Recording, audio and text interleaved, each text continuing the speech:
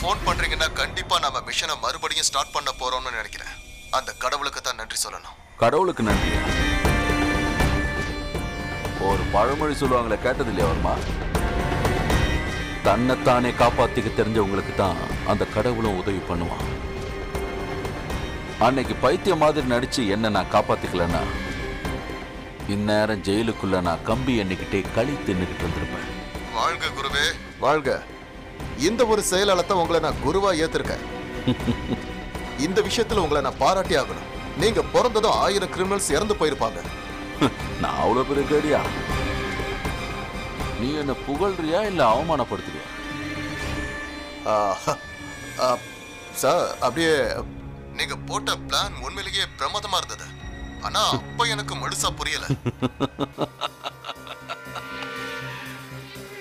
பிரேமானந்தோட plan எப்பவுமே இப்படிதான். எப்ப எனக்கு ஜெயில பெயில் கிடைக்காதுன்னு நீ சொன்னியோ அப்பவே இந்த பிளானை நான் போட்டு வச்சிருக்கேன். Sir, I am sorry sir, உங்களுக்கு பெயில் கொடுக்க கோர்ட் மறுத்துருச்சு. அப்பவே நான் திட்டம் போட்டுட்டேன். ஜெயில இருந்து வெளியே வரும்போது எப்படி தேவயானி அட்டாக் பண்ணணும்னு, அதே மாதிரி ஜெயிலுக்கு திருப்பி கொண்டு போகும்போதும் திட்டம் போட்டு தான் அப்படி பண்ணேன்.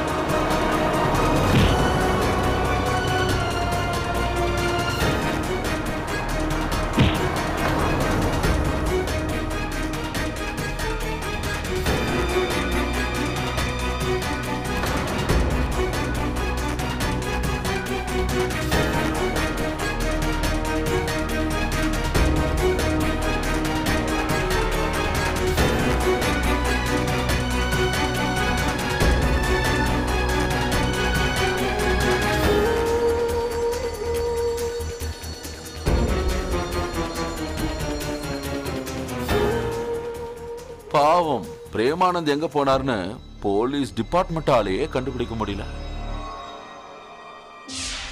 அதுக்கப்புறம் தொடர்ந்து நான் தேவயானி அட்டாக் பண்ணேன். தேவயானி,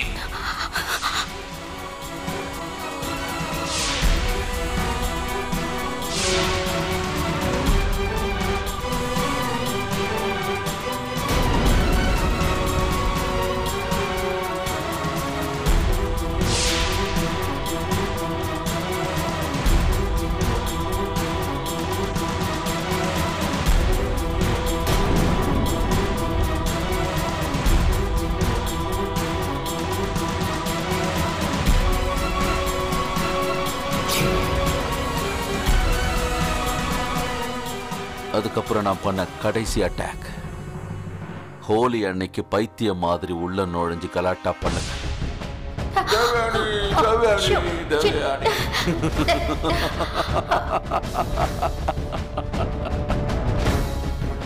ஆனா சார், அந்த ஆளு கைதியா இருக்காரு.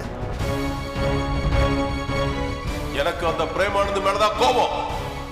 அவர் என் தங்கச்சியோட வாழ்க்கையை நாசம் பண்ணிட்டார். அவளுக்கு ஆசையை காட்டி அவன் வாழ்க்கையை நாசம் பண்ணிட்டார். அவனுக்கு ஃபேமிலியும் இல்ல, கூட பிறந்த தங்கச்சியும் இல்ல.